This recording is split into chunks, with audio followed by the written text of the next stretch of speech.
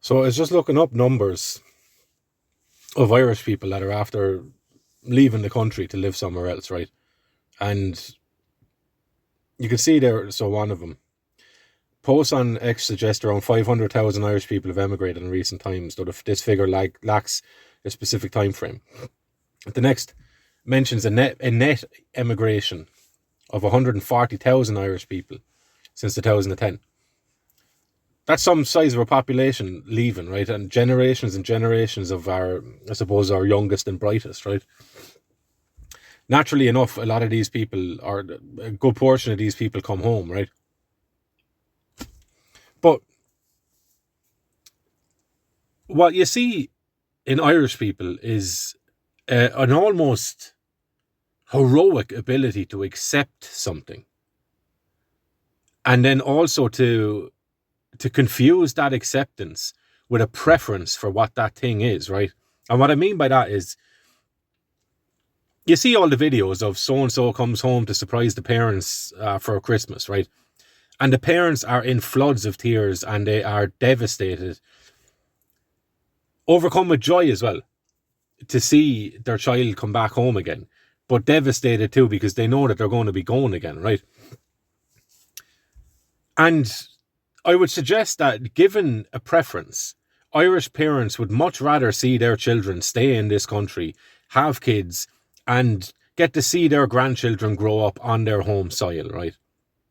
Now, the kickback to that would be people saying, but sure, look, shouldn't they all head off after been to college and head off for a better life and a better living standard and blah, blah, blah, right? Because I'm at the stage now of just calling it blah, blah, blah. I don't begrudge anyone a bit of travel. I don't begrudge anyone following their desire or following ambition, following it, a yearning for something better, right? My main issue with it is, why leave? Why leave? And so if you know that you're leaving for a quote unquote better way of living, right? Which means money, essentially, right? And weather and all them things, a bit of experience, right? And off you go, because life is to be filled with it. But by making that decision to go for something better, it means that you know that your country is not in a great state. It's not in a good state.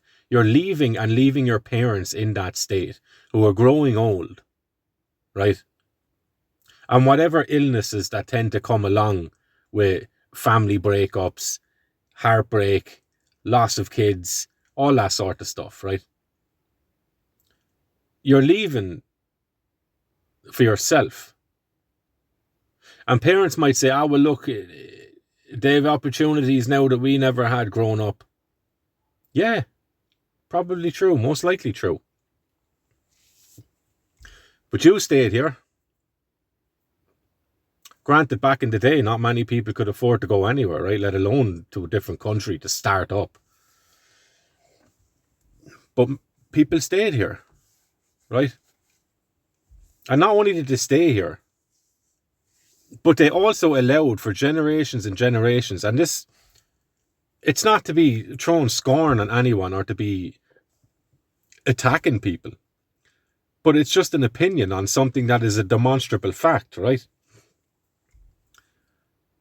Generations and generations of Irish people, absolutely hands up, did the best they could with what they had, right? But they also allowed the country to grow and morph into such a wreck that their children have to leave it. Like, is that not the most damning indictment of what we've been doing in this country for generations? Of just accepting absolute subpar quality people dictating to us because they might sound a little bit crisper in how they speak. They might look a little bit sharper in how they dress. They might present themselves as better than. And we just bow our heads to the ground and go, yeah, I accept that. Make all the decisions you want for me. And endless scandal after scandal, economic crash after economic crash, misery after misery, money being devalued, pensions being squandered and gambled, old people being murdered in nursing homes, people being locked down, locked up, silenced, bet around the place, our own land being sold from underneath our feet to people who have no business here. We don't get a chunk of anyone else's country, but everyone seems welcome to a chunk of ours. And all we do is rationalize it. We rationalize it away with nonsense. Total drivel from people. But sure, didn't we all head off back in the day, and therefore shouldn't blah blah blah, shouldn't these people be entitled to come over here and get whatever? No, they're not. Like, they're not. They're not. And with Irish people, there's a lot of the idea of that we kind of hang our head, we carry too much shame around our necks, right? And I think a lot of that is maybe that's a fair enough estimate of what it is.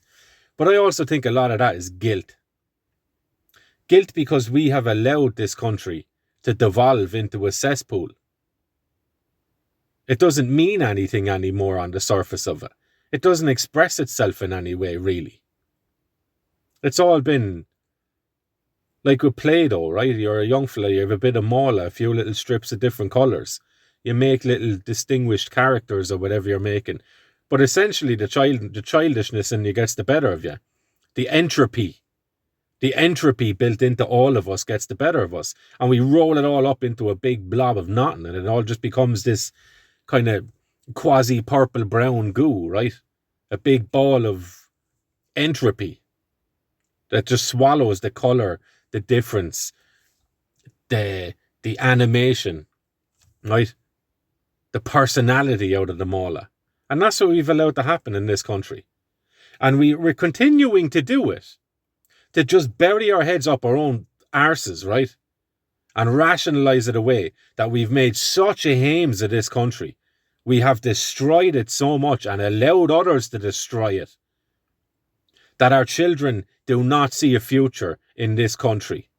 Our children look at us now and say, I don't want any part of what they've done. I don't want, if getting old is what that is when they're looking at their parents, I don't want any part of it. I am gone, I am out of here, and I'm so distasteful towards Ireland now that I'm willing to bring my kids up and my parents' grandkids up as far away on the other side of the world as possible, where they might be able to come over for a month every couple of years, right? But they'll eventually go home again, go home broken-hearted at the fact that their family continues on a land that they don't live on.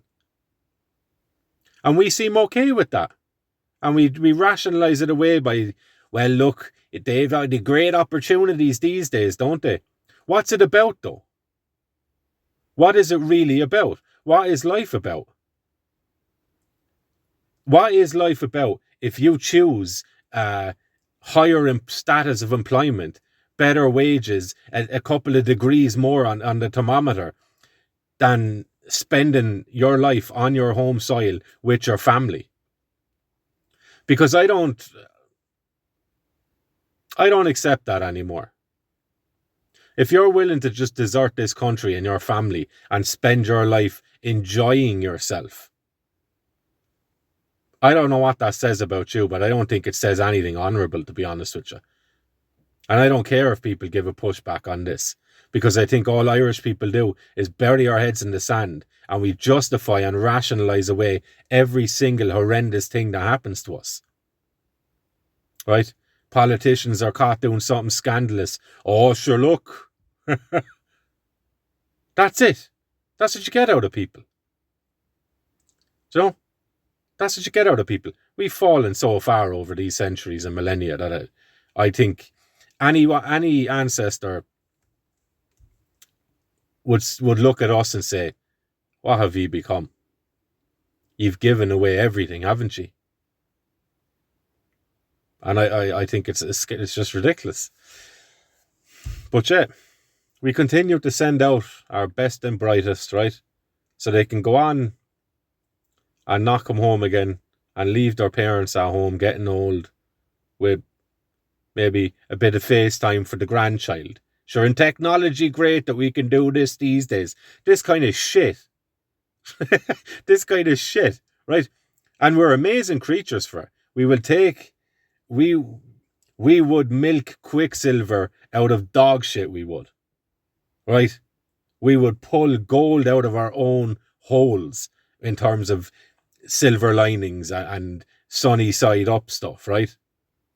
We tolerate the most horrendous of treatment by savages, parasites. And we bow our head and we get off the footpaths for them, right? And this is what we tolerate and accept. To the point where our kids get attacked, our kids have to leave. I won't say forced because no one's forced. Our kids make the decision to leave because of the state of the country and the state of what we've allowed this state and nation to become. So I'd no real point on that, just blowing off a bit of steam around it, because I think the Irish psyche, the psychology of Irish people, our knee-jerk tendencies and responses to travesty it's mind-blowing at times. It's mind-blowing. Absolutely mind-blowing. It's like talking to working with a client or whatever, right? And they're after been badly abused by their parents, probably even been molested. The brother's probably at it as well, or whatever the case is, right? The mother covered it all up and blamed the daughter or the son for it. Dirty, dirty, dirty, filthy things that happen in families in Ireland, right? But yet the child still comes out and defends the parents. They spend their life trying to make the parent love them again, or love them for a first time, right? And that's what Irish people are at. And as long as we have a little bit of butter and a little bit of bread on the table at the end of the day, I don't care if the screams of rape are coming from next door or not, because my front door is locked. My kids aren't in the house, they're in Australia now. But I'm alright. Sure, ain't it great? Ain't it great?